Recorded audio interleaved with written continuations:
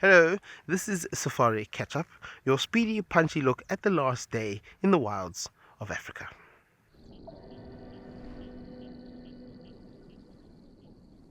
I've come to what I call the governor's twin den, and as usual, we are seeing these hyenas busy doing what they normally do in the morning. They'll come out and basically warming themselves up. I've always wondered the temperatures inside the dens. Like now, they must be cold because I would guess they would remain inside, keeping warm, but they prefer to come out. Now, this particular individual here is using its strong PSI either to crush this particular bone, and not sure how much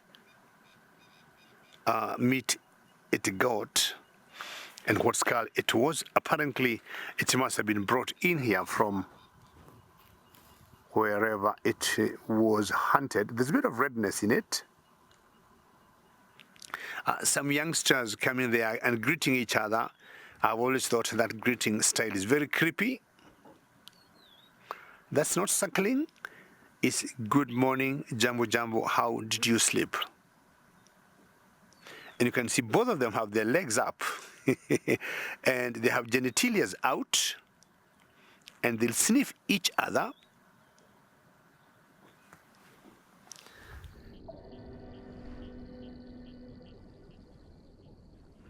We are having an incredible birding morning this morning. I've just got my first bird lifer of the day and I'm super excited. Have a look at this. This is a white-headed buffalo weaver. Let's listen to him.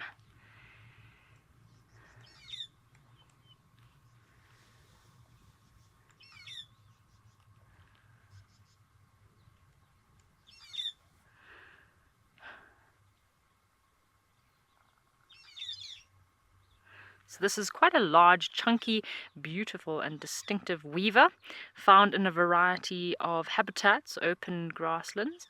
So the head and most of the underparts are white, though the undertail and rump are red. Very shocking red color. So it is quite distinct. How cool! So these birds can often be found in flocks, sometimes mixed with other birds. So I've seen some sooty chats around. Could be some starlings, so they might be mixed amongst a variety of other birds. And they have this call, so very squeaky call, or penetrating whistles, often given by a whole group. So they also call within a group. Hey, thank you for making our day. Oh, how exciting!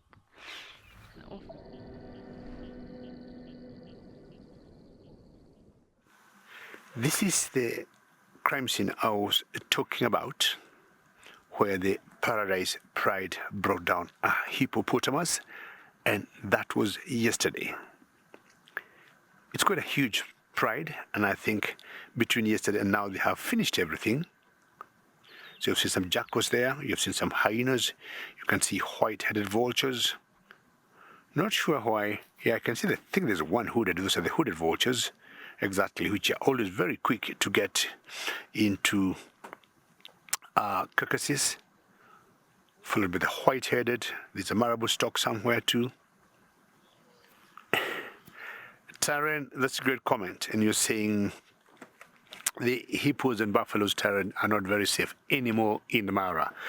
That the elephants should be nervous. And the reason for that, Taryn, is because the wild beast or the migration, or most of the zebras, have gone back to Serengeti in Tanzania, preparing to give birth next February.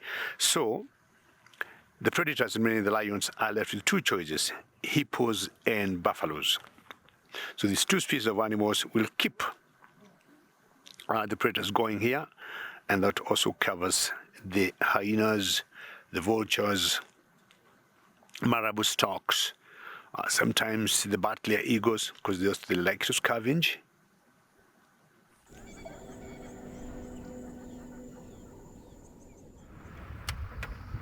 There's definitely some meat there. You can hear those hisses and squawks. I see all white-backed vultures. I haven't seen... I don't know, there's one or two hoodeds in there, and I saw a battalier, but you can see the sort of feeding frenzy that is going on somewhere in and amongst that lot is something. There's a hooded vulture in the foreground. You can see the much smaller version. He's found himself a little something. So the hoodeds, being a lot smaller, will hang around in the periphery and await their opportunity, but that small beak in comparison to the larger ones, that does allow them to reach areas that perhaps those bigger beaks aren't privy to.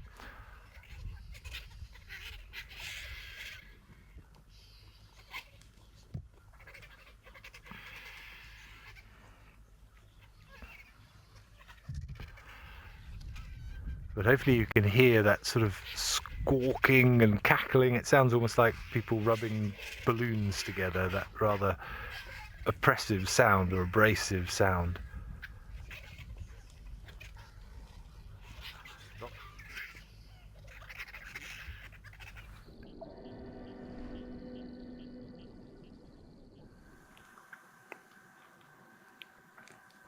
She need to break it to small little piece. If not, then the whole thing have to go to the mouth. 1, 2, like most stocks will do. Oh, yeah. Looks a bit gross, but she'll just have to swallow the whole of it as it is. Yeah, 1, 2, gone.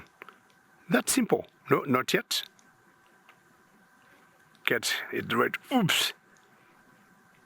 I would imagine the trachea, or, it will always expand as it's going down towards the duodenum.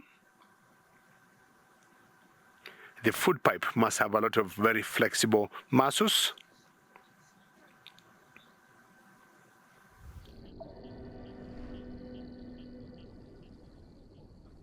There's a female zebra here that has a very strange patch on her back. It almost looks like her stripes were rubbed off, or just the ink ran out and she did not get her full coloring of stripes. But it's quite interesting to see. We've seen lots of zebra here in the Mara with unusual stripes or missing stripes or strange patterns. I know in Wangi National Park in Zimbabwe there's a harem of zebra with 2 individuals that we call them the QR code sisters, because it's 2 females that both have these unusual markings on their backs. So this is a bit of a mutation or genetic oh, there we go. Hey girl, well done, Big James.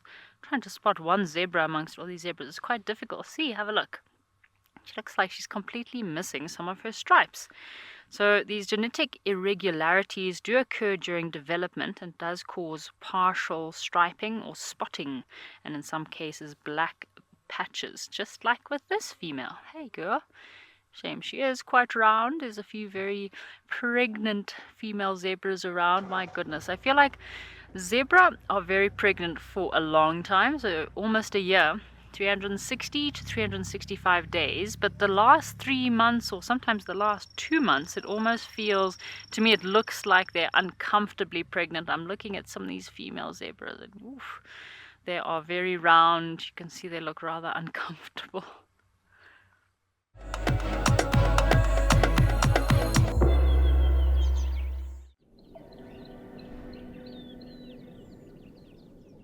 And wow, look at this, we've got a juvenile African hawk eagle.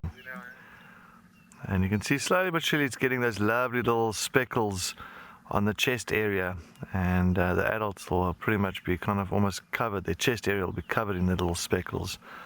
And you can just see this juvenile slowly but surely getting the adult plumage. But it's still a little bit brown on top as well, brown head. That's also going to turn much darker. Oh, there's a little stretch of the foot there. I'm always looking for something like your squirrels, maybe a scrub hare that's wandering around here during the daytime. Guinea fowl, guinea fowl, those birds hate these eagles because the African hawk eagle, they specialize in hunting those guinea fowl as well as franklins and spur fowls.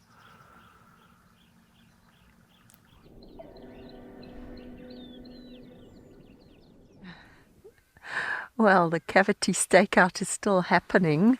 We are very patiently waiting. I've been watching the parent make a couple of dives and not had any success. It's actually quite interesting to see how many times they try and hunt without success.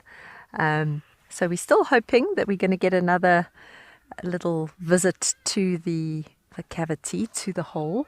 Oh, okay, we could have some action. I've just seen one of the parent rollers and it's definitely carrying something in its mouth. So we might just get a visit to the tree. Here comes the one parent. This is not the parent with the food. But I heard the chicks. So that was the other parent, maybe just preparing the chicks, letting them know. Just chasing the starlings away. With the food is sitting. I think she's, here she comes. Get ready, everyone. There we go. Oh, very quick. It was a small piece of insect. I don't know if the audio was good enough to pick up that little squeaky sound, but the squeaking, if you did hear it, was from the chick. 1 or 2 chicks, I'm not sure how many are in there.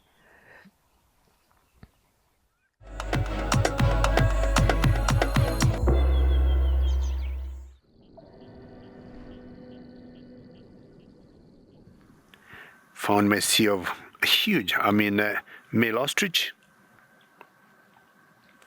Not actually breeding plumage that has seen him. Either he is just getting out of it or getting into it. One of the two. He is alone.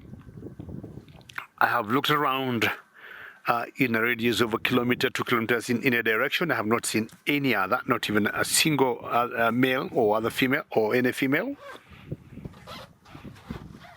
So either he is on the search for one. Nothing out of the ordinary to see males on their own, but it's very difficult to see a single female, especially here in the Mara. Females being flocks, however small, 2s or 3s, sometimes up to 10. But also we get males pairing together. And then when you have proper breeding plumage, you'll have males and females together.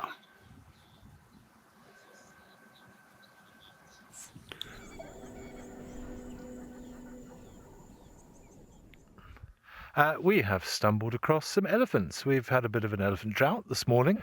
But we've got a small herd here, a couple of big females. There is 1 or 2 youngsters, but they are sort of behind a little bit of a screen of relatively dense bush, but hopefully we'll get a few visuals of some smaller ones. No tiny calves as of yet that we've been able to see, but the grass is still surprisingly high, but a lot of this grass has become so high that it is no longer palatable. Even nice grass, I see there is some red grass and other grasses in the mix here, which we would normally think is quite good grazing for these animals, but once they get too big, they're not very nice.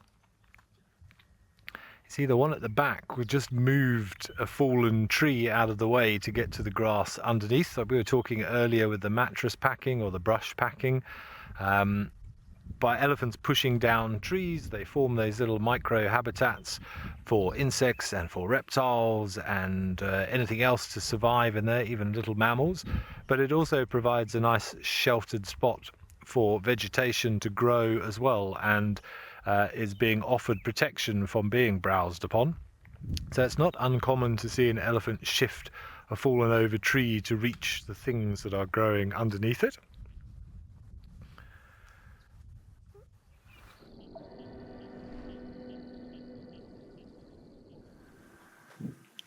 There she is. Look at the long neck. See why we call them sometimes giraffe cuts. Very elegant style of walking through the grass. She is not even bothered. Excuse my head. I don't know even where to put my head now. This is epic. This is insane. She's barely about 1 meter, 2 meters away from me. As much as you can, excuse my booty, excuse my head, but then she just moved back. So she's walking to the front of us. She'll pop up somewhere. Excuse my head. And I mean, this is just insane. I haven't seen a savocat as cooperative as this. This reminds me way back in my village when you would have savocats. And we have a lot of respect for savocats back home in the village because they would help us deal with mice and rats.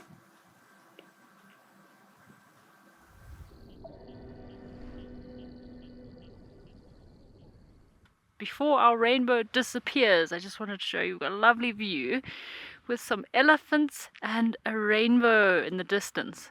We've run away from the rain, but it is definitely following us. And we've got a tiny little baby elephant that I think after the rains got a little bit of extra sass. He's been chasing around the swallows. How cute, this little sassy elephant. Hey little guy, where did you get all that energy from? I do love it just after it's rained. All the animals are sometimes filled with energy and a second wave of life, especially if it's midday. If you get those nice midday rains, it's been a hot day, it was quite warm today, then we had this downpour, everything is now fresh, they are full of energy, and you get all these little creatures that start running around and acting rather mischievous. They're just moving through this grassland area, munching away. We found last week a wild cucumber, which looked like it had been fed on by elephants.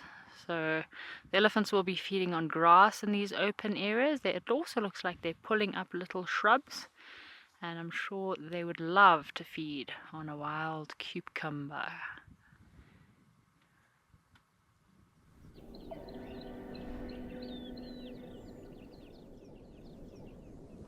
We're still with our beautiful zebra, and they really are just such stunning creatures. You actually never get tired of watching zebra. They all have their own unique coat patterns and just so striking.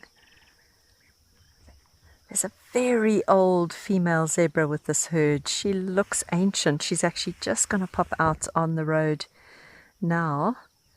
She's walking well and moving well, but she is old. She's skinny. Typical of older animals, you know, the flesh kind of melts away. They lose a lot of muscle, but she doesn't look injured. She doesn't look unwell. She looks ancient. She's probably a wise old zebra, maybe kind of the herd. You don't really call it a matriarch with a zebra herd, but like the lead mare, the mare with all the experience, who kind of knows where everything is, knows where to lead the herd.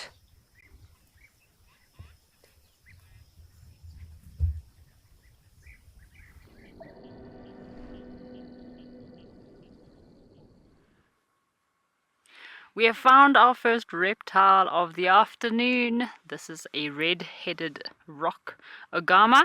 So it does have a striking coloration, these males. So the females are quite drab in color, and this is probably the only ogamas I've seen so far in the Mara. They're quite common on these little rocky outcrops.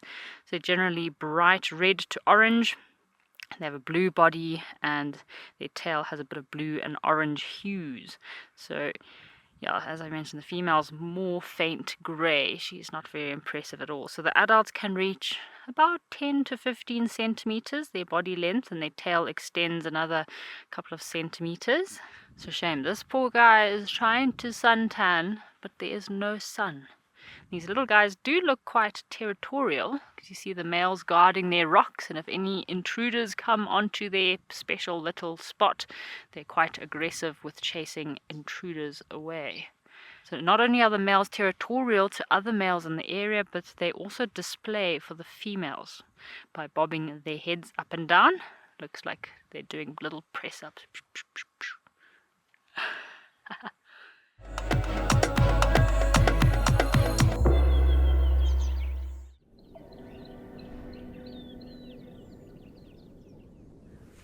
Oh, well, how awesome is this, everyone? A black-backed jackal. And I've been hearing them every night and in the early morning as well. They're very vocal in Mabula, much more vocal than in most other reserves I've worked in. But this is the first one that I've actually seen. I'm actually surprised. I thought I was going to see them sooner because of the amount of calling I've been hearing. They're so vocal here. But this is divine. It's not often that you get this close to a black-backed jackal that is so relaxed. They do have quite a strong pair bond, so where there's one there should be another, but I can't see another one at this point. They might be denning, so there might be, you know, this jackal's mate might be in a den with youngsters. That is a possibility at this time of the year, actually quite a strong possibility at this time of the year.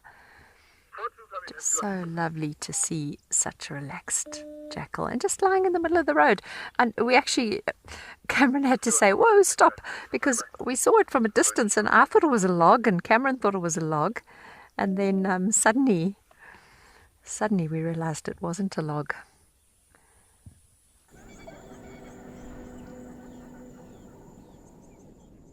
We found something a little bit smaller and really rather interesting here. I stopped to check some tracks, and underneath or next to the trunk of a tree I found an opened nest of what we call a mud dauber wasp. So there we go. You can see this grub or this little larva is still alive. It is still moving around, and you can see there the exoskeletons of multiple little spiders in here. So you can see one spider here, there's some legs over here, piece of a carapace at the back there, there's the legs coming out of the body. So this larvae, when it hatched, basically had itself a provisioned food supply of paralyzed spiders, which it has systematically eaten.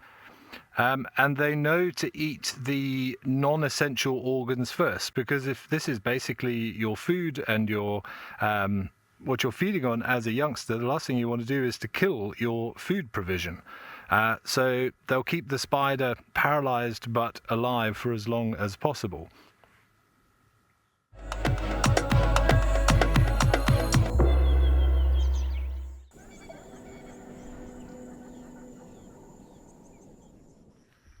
But what we have found is a community spider nest, which is nice and active after the rain that we have had. All the arthropod world has kind of sprung into life. So it might be a little bit cool for them this evening. You can see the breeze is blowing, but inside that matted mass in the center is their nest, and there'll be all sorts of little chambers in there, and quite unusual in the spider world to have communal spiders, because generally speaking spiders are cannibals to one another. So this is one of the few examples of social spiders in nature. And that web is not sticky per se in terms of like glue. It's a different type of silk. It's what we call cribbolate silk. So it's always described it a bit like cotton candy, a little bit like candy floss or cotton wool.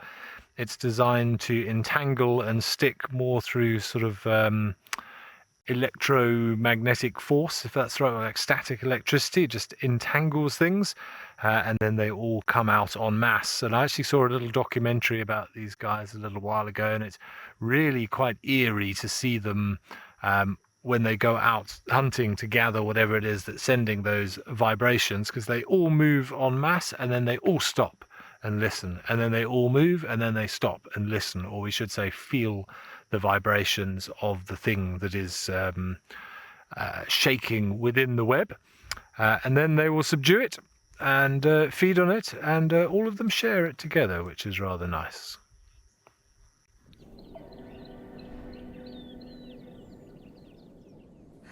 This is the newest female cheetah to be released on Mabula, but what's really exciting is that the two Mabula males have found her and are showing a lot of interest. So they're actually also here. It's a bit difficult from our angle to see them now, but they are off to the right of her.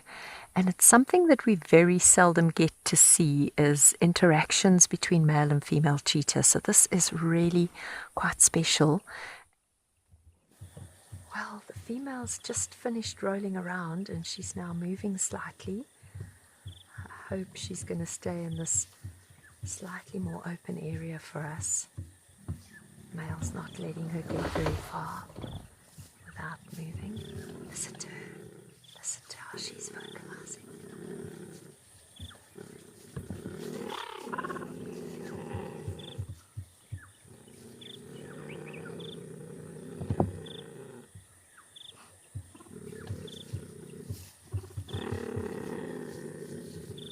Everyone, I'm just keeping quiet because this is amazing.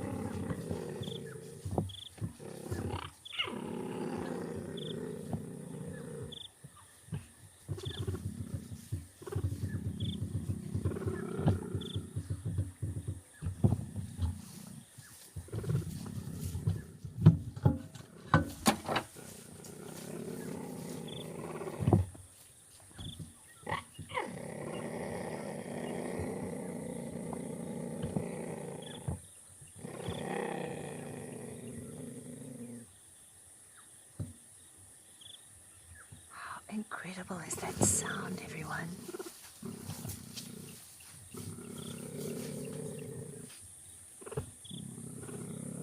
Yes, the smaller female having a little sniff, a smaller male. She wasn't happy about that. Oh my goodness. Richard, I don't think they will. They're being quite careful. I think they are.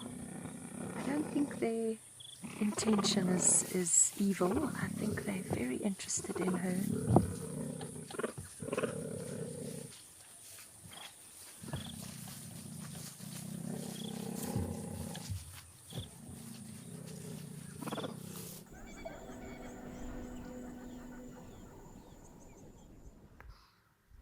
With all these thick clouds you can see over the Drakensberg, they are filtering the light beautifully. Look at those incredible rays and those soft sort of pinks and magentas coming up from that little saddle between the mountains there.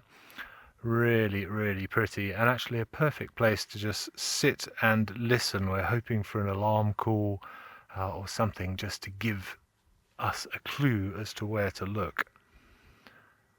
But isn't that dramatic with that slither of silver in the middle and those beautiful rays filtering through the clouds?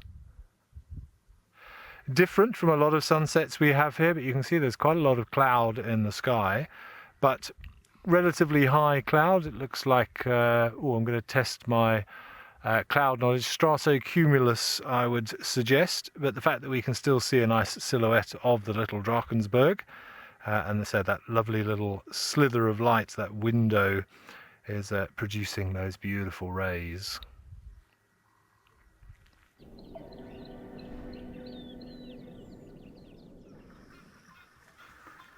Yay, got a lesser bush baby up here in the tree. Unfortunately, it's a little bit far for us, but you can see it. You can see the little eyes looking at you and the little ears on the side.